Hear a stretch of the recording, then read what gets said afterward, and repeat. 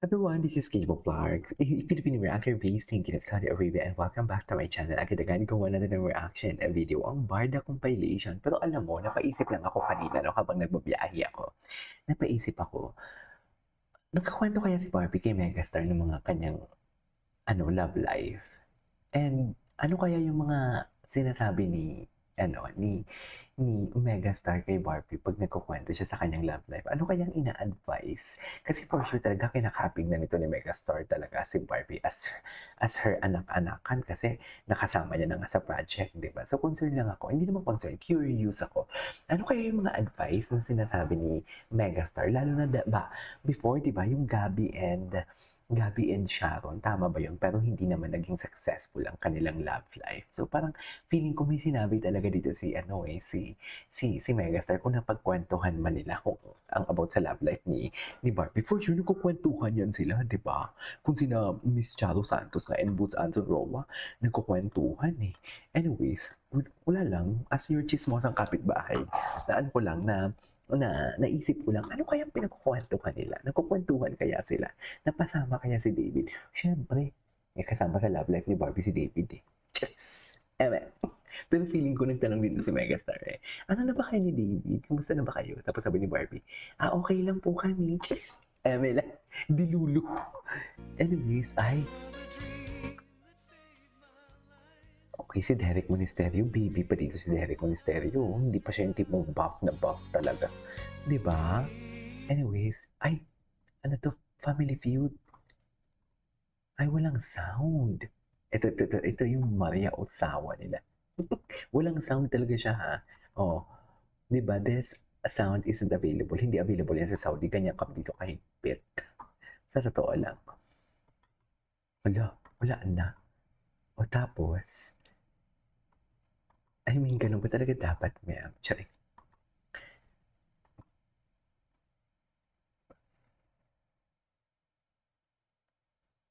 Ganun ba talaga dapat? Loko. Charis. Sayang, hindi natin makita. Ito.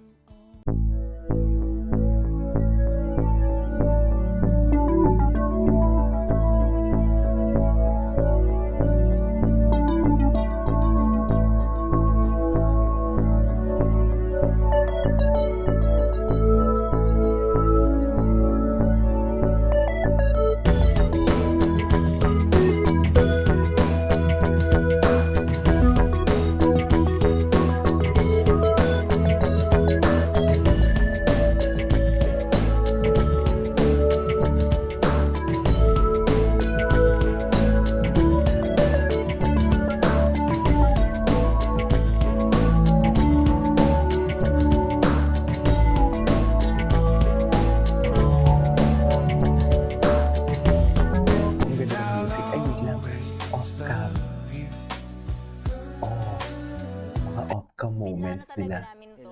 Talagang masterminds talaga kami ng love Noong team. 2016 pa lang na nag-audition ako, pinlalo na namin, 2022, mag-love team kami. Ay, mag-love team kami. Dapat after ng pandemic, tayo yung talagang cure sa lahat ng Pati yung Fidel, alam ko na talaga eh. Ikaw na talaga yun. Oo, 2016 pa lang. Kita nyo? Ay, taray. Sabi ko sa inyo. Hindi. Actually, hindi namin talaga Unexpected talaga. Ibarra.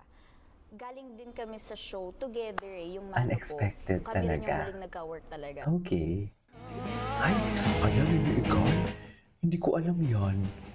Wala, linaigan niya si Barbie. Bakit naman ganun? Pero kahit linaigan niya, nakakaano pa rin. Look how David's facial expression shifted after Barbie let go of his arm. Totoo. Kita nga namin, ma'am. Kita nga namin, umiba nga talaga ang kanyang, umiba ang kanyang, what they call this, mood for today's video. Diba?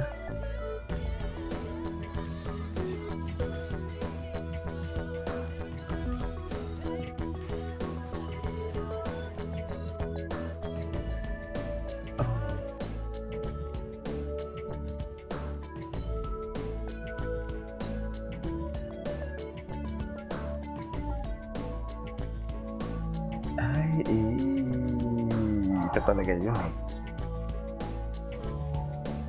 Tingnan mo, oh. Tingnan mo naman yung nakita niya si Barbie. Iba talaga yung aura niya.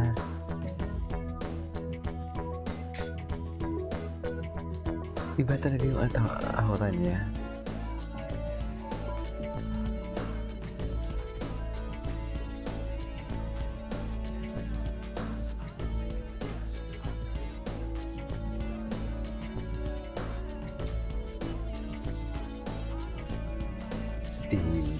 David isa siyang baby actually. Baby pa talaga siya actually.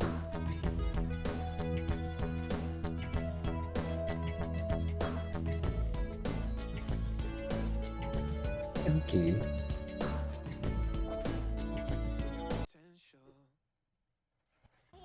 Ay, Lucky Charm. Eto. Ay, taray. Lucky Charm naman pala. Charis! Tuloy. Ano? Doctor. Doktor? Doktor?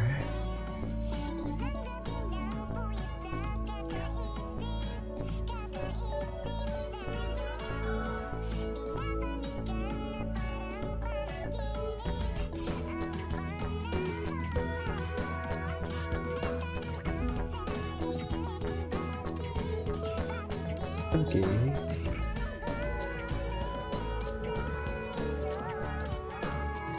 Wow.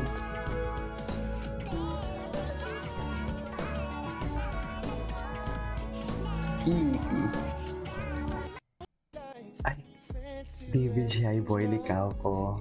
Ay, attack. Shy Boy Ira. Alam mo, nang dumating si Barbie sa kanyang buhay, diyan siya what do you call this, nag-shy boy eh. Dati hindi naman siya ganyan kasi ubadero yan eh.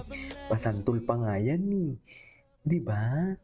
Iba talaga ang dinaan, iba talaga ang ano sa kanya ni Barbie. Iba talaga yung, what do you call this? Even though it seems I have everything, I don't wanna be a lonely fool. All of the women, only expensive cars, all of the money don't amount to you. Di ba, ma'am? Ay. The Barbie and David Licao ko never disappoints, right? I know, right? Charing. I love them.